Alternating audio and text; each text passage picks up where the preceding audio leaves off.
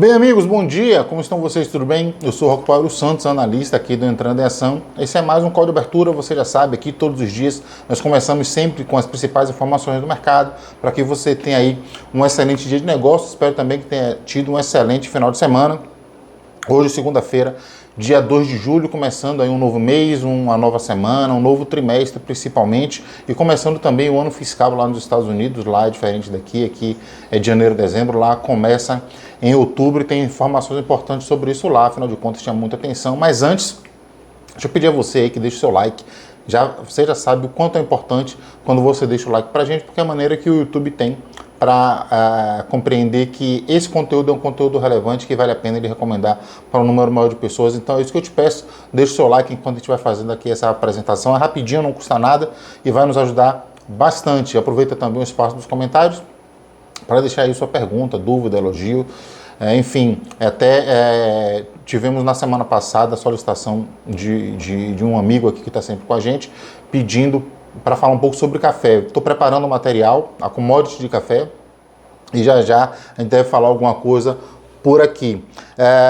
E se ainda não é inscrito no canal, se inscreve, ativa as notificações, você vai ser sempre o primeiro a saber quando tiver informação nova. Compartilhe o vídeo com todo mundo, tá dado o recado.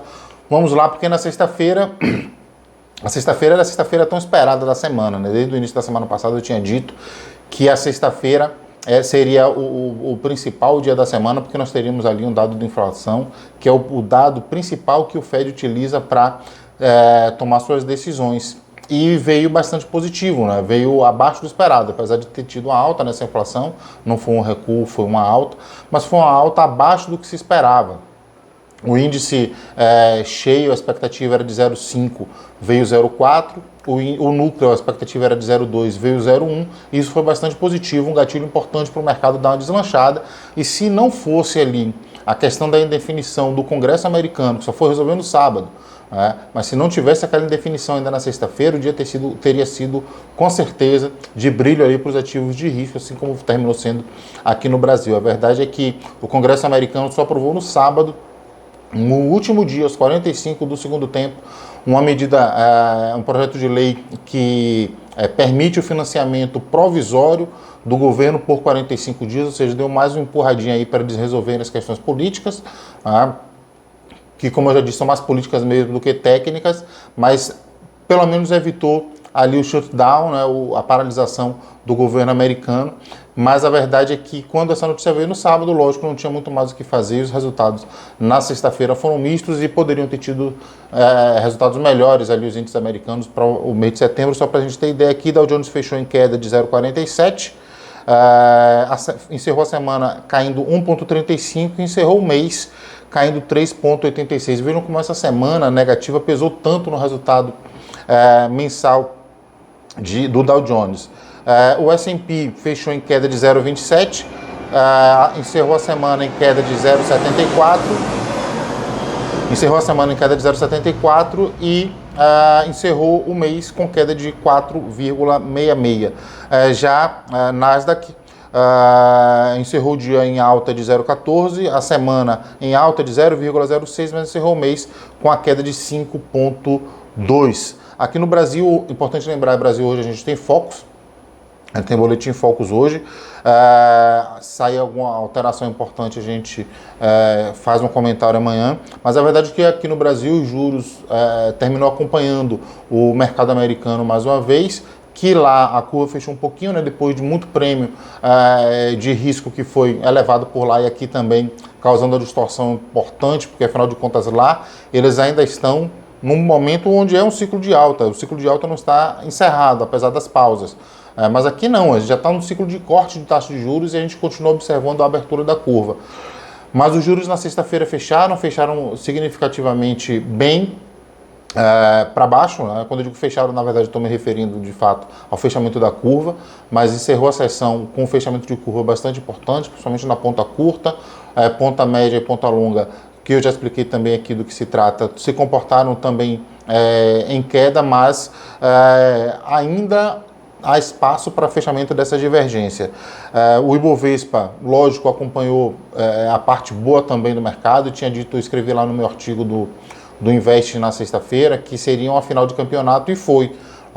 impulsionados aí por Petrobras e por Vale, que subiram aí, dois pesos pesados do índice Bovespa, subiram mais de 1%, o índice encerrou o dia ali com alta de 0,72, encerrou a semana em alta de 0,48, fechou o mês com uma alta de 0,71, no ano o Ibovespa tem alta de 6,22.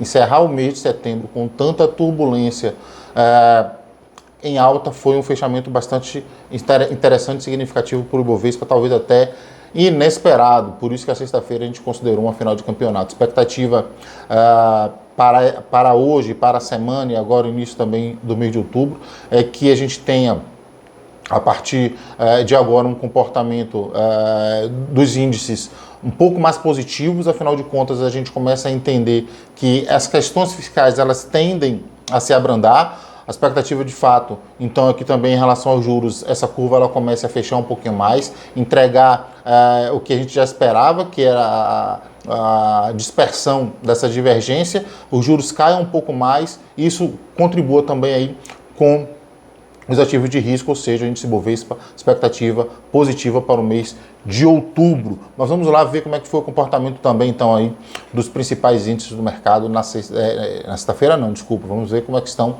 os índices no dia de hoje já. Vamos ver como é que está aí a abertura do mercado para o dia de hoje. Vamos lá. Então, o Ibovespa, como eu já tinha dito, fechou na sexta-feira em alta de 0,72 a 116.565 pontos, sendo as maiores altas Casas Bahia, que subiu 6,77, e IRB subiu 5,36, que dupla, puxando o Ibovespa na sexta-feira. Na ponta oposta, a maiores quedas CVC, alta de 3,06, e Natura, queda de 3,01 CVC, e queda de 2,21 para a Natura, segunda maior queda do dia.